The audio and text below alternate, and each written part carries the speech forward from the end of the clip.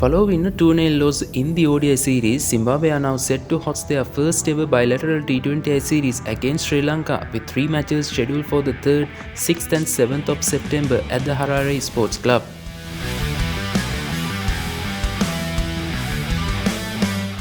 Sri Lanka won the first ever T20I played against Zimbabwe, which took place in 2008 during a 4-nation series in Canada. However, the two sides have met in only 6 T20Is to date, with the visitors winning 5 and the home side managing just 1 victory. The only bilateral series played between these two sides was last year at the R. Premadasi Stadium, where Sri Lanka won 2-1 after bowling Zimbabwe out for 82 runs in the decider. In their most recent outing in this format, Sri Lanka suffered a home T20I series loss to Bangladesh for the first time. Zimbabwe also hosted a T20I Tri-Series in July against South Africa and New Zealand but failed to register a single win.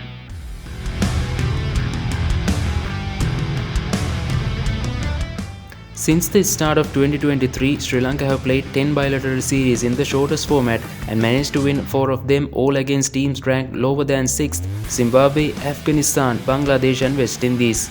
Sri Lanka's top order performed really well, scoring 2,347 runs, which is 53% of the team's overall aggregate during this time. In the same period, their middle order scored 1,834 runs, but the average dropped to 21 compared to 29 by the top order. In the recent past, the middle order has failed to make the most of the good starts provided by the top order, and the loss of momentum has brought the opposition back into the game. As a team, they are really inconsistent and their overseas record is also not that strong. If they are able to win in Zimbabwe, it will be only their 3rd bilateral series win in the last 6 years out of 14 attempts, and it would be a big boost to their confidence heading into the Asia Cup in the UAE. Ranked 12th in the ICC rankings, Zimbabwe have more concerns in their game after failing to qualify for the previous T20 World Cup, suffering defeats to Namibia and Uganda in the regional qualifier. Playing almost 50 matches in this format since the start of 2023, the home side have won 20 T20Is while losing 26. But they only managed to beat Ireland twice in 9 bilateral series. With the Africa qualifier for the next T20 World Cup scheduled to start later this month in Zimbabwe, they will be looking to find the best combination to secure a place in the major tournament in India and Sri Lanka next year.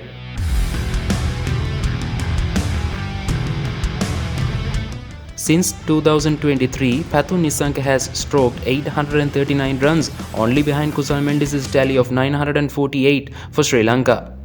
He averaged 31 and had a strike rate of 132, showing how much he has improved as a batter in the T20 format. Based on his performance in the ODI series, the stylish opener will remain a key player for Sri Lanka's success. Without a doubt, skipper Sikandar Raza will be the go-to man for Zimbabwe. Batting mostly at number 4, he is the all-time leading run scorer for Zimbabwe in T20 internationals, and since 2023 he has amassed over 1,200 runs with an average of 34 and a superb strike rate of 142.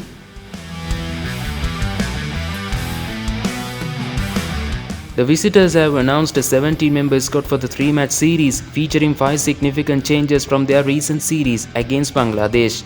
Star leg spinner Wanidhu Hasaranga continues to be sidelined, while Dinesh Chandimal, Avishka Fernando, Eshan Malinga and Jeffrey Vandese were left out. 20-year-old Vishen Halabage earned his maiden call-up following his explosive batting as an opener during the Major Club T20 tournament. After making 114 runs at a strike rate of 172 in the recently concluded SLC T20 League, 24-year-old Kamil Mishar also returns to the side, having last played a T20I for Sri Lanka against Australia in 2022. With an average of 77.5 while scoring 155 runs in the SSC T20 League, Wanidhu Fernando earned a spot and is the leading candidate to solidify the number 4 position. Dushan Hemantha has also earned his first T20I nod, while Premier pacer Dushmantha Chamira makes a comeback to the squad after a 19-month gap. The home side also announced a 16-member squad with the return of experienced all-rounder Sean Williams, who last featured in the side in May 2024 against Bangladesh. They will also have the services of Brendan Taylor, who made his international comeback after nearly 4 years in the second test against New Zealand and went on to play the ODI series against Sri Lanka. Newman Yamhuri, Wesley Madivere, Vincent Masakisa and Tavadza Siga were dropped from the squad, while Brad Evans and Tadivanashe Marumani were added.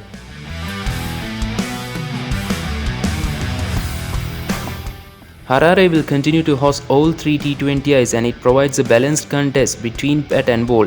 Fast bowlers can get some help in the early overs, especially with the new ball, while spinners might make an impact as the game progresses. Despite the assistance for bowlers, batters have generally been able to score freely once they get their eye in. The temperatures will be as high as they were in the ODI series with no chance of rain.